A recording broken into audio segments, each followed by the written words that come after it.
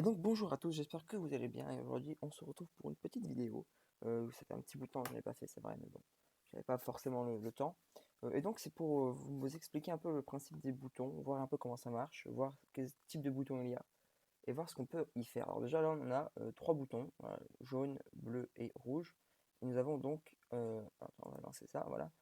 Donc, chacun ont leur petite utilité. Il y en a un petit dernier ici que vous verrez plus tard. Alors, on va commencer par celui qui change l'apparence. C'est alors ça en gros, le petit carré vert qu'il y a ici, c'est une sorte d'aperçu par exemple d'un personnage ou de quelque chose dans lequel vous voulez changer la couleur. Et en gros, les boutons sont des changeurs de couleur. C'est un peu, enfin, c'est ça, vous verrez. Donc normalement, quand on va cliquer sur le bouton bleu, le carré ici va devenir bleu. Voilà. Et quand on va cliquer sur le bouton rouge, enfin le carré va devenir rouge. Voilà. C'est tout simple. En fait, c'est très simple. C'est dans les boutons, ils ont une variable qui s'appelle couleur de app. Bon, j'ai mis app pour aperçu, mais en gros, c'est aperçu, c'est ça. C'est le petit carré qu'il y a ici. Et en gros, le carré, alors que tu vas commencer, il va se mettre à 0. Comme ça, il va être vert de base. Mais ça, vous n'êtes pas obligé de le mettre. C'est juste purement pour que vous compreniez quand on lance. Pour être bien sûr, ça fait vert. C'est pour pas que ça reste rouge et que je clique là et que ça bouge pas, vous voyez. Donc, il va se dire, donc il va tout le temps répéter que si la variable app est rouge, donc son chiffre c'est rouge, il va mettre la couleur, donc sa couleur à lui, à 125. 125 est donc égal à la couleur rouge. Et donc pour changer cette variable, pareil pour le bleu, hein, si jamais la variable couleur de app est bleue, il va se mettre en 50, qui est donc bleu.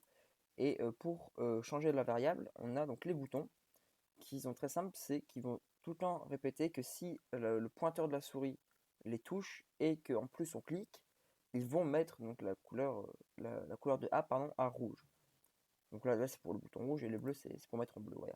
Et c'est comme ça qu'on change donc les boutons ont leur petite fonction. Alors après la texture du bouton est entièrement customisable. Pardon.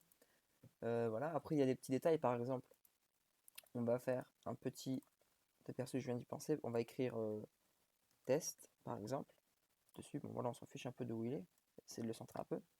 On peut par exemple, si on le souhaite, regardez, on peut faire une sorte de petite option comment dire, lorsque la souris va juste le toucher, il va changer de skin par exemple. Regardez, on va faire comme ça. Alors on va mettre ça ici, voilà. Donc on va faire en sorte que si la pointure de souris le touche, il va aller sur le skin 2. Mais sinon, s'il ne le touche pas, il va aller sur le skin 1. Vous voyez que là il est sur 1 et dès que je le touche, il passe au skin 2. Voilà, donc ça peut être pratique pour des petits comment dire, des petits titres ou quoi, ce genre de choses. Donc voilà. Et ensuite nous avons donc le deuxième bouton qui lui est plutôt qui est assez différent, c'est pour tout ce qui est lancer des jeux par exemple, si vous avez un jeu et qu'il y a l'interface donc avec le titre du jeu, l'option, etc. Ça peut servir soit pour lancer un jeu, soit pour ouvrir une page d'options et pouvoir la refermer après. Donc lorsqu'on va cliquer dessus, donc c'est celui-là, c'est B1, lorsque donc, le petit drapeau va être lancé, il va s'afficher, donc se montrer, et va répéter que si, ben c'est comme pareil, hein, si la souris le touche et qu'on clique, il va envoyer à tous les props lancement du jeu. En gros, bon, là j'ai mis lancement, mais vous pouvez être n'importe quoi. Et quand ça c'est important, c'est quand il va recevoir ce message, il faut qu'il se cache. Parce que si vous lancez le jeu et que vous ne mettez pas ça, et ben il va rester sur l'écran et on pourra toujours cliquer dessus. Donc là c'est très simple, une fois que j'aurai cliqué, hop, il a disparu. Le jeu, on va dire, là j'ai mis une petite animation, mais en gros il faut simuler que c'est le reste de votre projet. Donc là il va s'afficher et en gros, donc on a un deuxième bouton qui s'appelle retour en gros. C'est lui, quand il y a le petit drapeau, c'est important, il faut qu'il se cache, comme ça on ne le voit pas. Et lorsqu'il reçoit le lancement du jeu, ou alors les pages d'options ou n'importe quoi, il va s'afficher et il va faire pareil, sauf qu'il va envoyer le mot retour, donc en gros pour faire demi-tour quoi.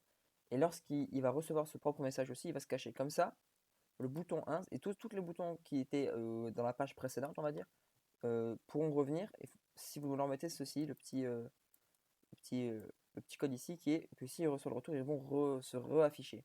Donc en gros, là, si je reclique, eh ben, ça arrête l'animation, parce que l'animation s'arrête une fois qu'on lance sur le retour, par exemple ici.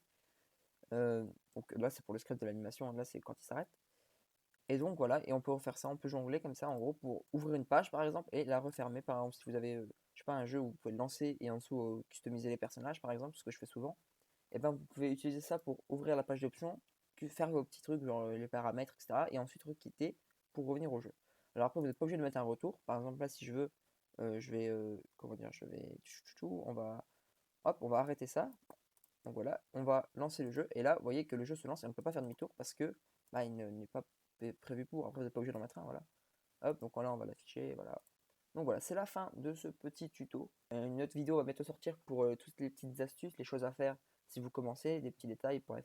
Donc j'espère que cette vidéo vous aura plu et vous aura été utile. Et nous, ben, on se retrouve la prochaine fois. C'était Playcraft. Tchuss.